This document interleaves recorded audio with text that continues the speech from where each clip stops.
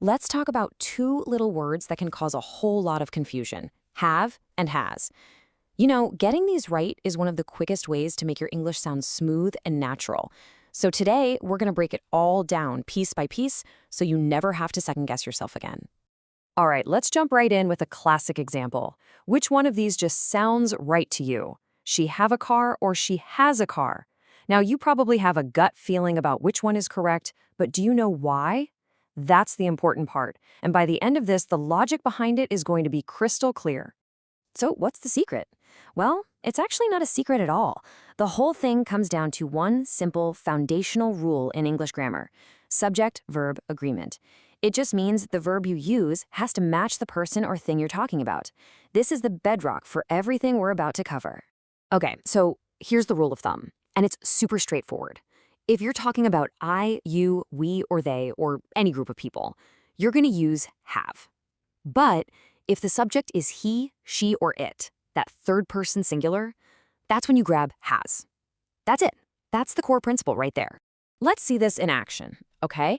They have 3 cars. They is plural, so we use have. Make sense? Her father has a flat. Well, her father is just another way of saying he, so we use has. Now, here's a little cheat code for you.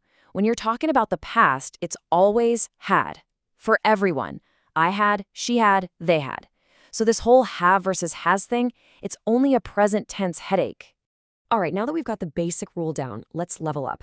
This next part is where you can really start to sound much more natural when you speak.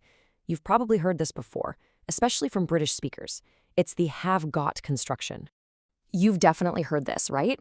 Instead of saying, I have a new boyfriend, it's super common to hear, I've got a new boyfriend. See that little contraction, I've? It just flows so much better in a conversation and makes your English sound way more fluid. And here's the key thing to remember. Have got means the exact same thing as have when you're talking about possession.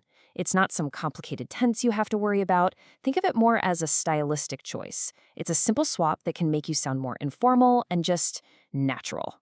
Okay, so we know how to make positive statements, but what happens when we want to ask a question or when we want to say no? This is where you have to pick a lane because the grammar changes depending on whether you're using have or have got. Just look at the two different structures here. If you're using plain old have, you need to call for backup. You bring in the helper verb do, so it becomes do you have or I do not have. But with have got, the have part is already the helper verb. You just ask, have you got, or say, I haven't got. No do is needed at all. And this is where a really common mistake creeps in. People try to mix the two forms. You cannot say, do you have got a car? It's one or the other. You've got to choose your path. Either you're on team do with have, or you're on team have with have got. Can't be on both.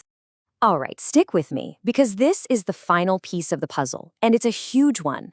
There's this crucial trap that so many people fall into, and it's all about understanding the difference between having something as a state versus having an experience as an action. Think about it like this. When we use have to talk about possession, like you have a car or you have a headache, we're just describing a state of being. It's a fact about you. It's not something you are actively doing in that moment, the way you would be actively running or eating. That ing form in English, we use that specifically for actions that are in progress, things that are unfolding over time.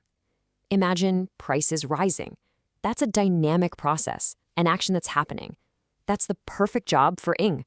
So here's the bottom line. Because owning or possessing something is a state, not an action, you just can't use have with ing. Saying something like, she is having 3 brothers is a classic mistake. Having brothers is a permanent fact, not a temporary activity she's performing right now.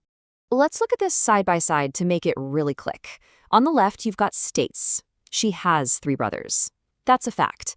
Do you have a headache? That's a condition you're in.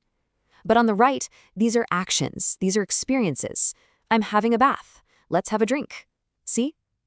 It's the same verb, have, but it's playing 2 totally different roles. So, we've covered a ton of ground here. Let's pull it all together into a really simple, practical checklist that you can use anytime you feel a little unsure. Here it is, 4 simple steps. First, always check your subject. Is it he, she, or it? Use has. Otherwise, have is your word. Second, think about your style. Writing a formal email? Stick with have. Chatting with friends? Have got is fantastic. Third, when you build your sentence, remember those two separate paths for questions and negatives. And finally, number 4, always avoid that trap. If you're talking about possession, it's a state, so no ing form. And there you have it, the full breakdown, from that basic rule about the subject to the informal have got and that really crucial difference between the state and an action. Now that you have the tools and you've got the patterns, hopefully that choice between have and has will be perfectly clear. It really is simpler once you see how it all connects, isn't it?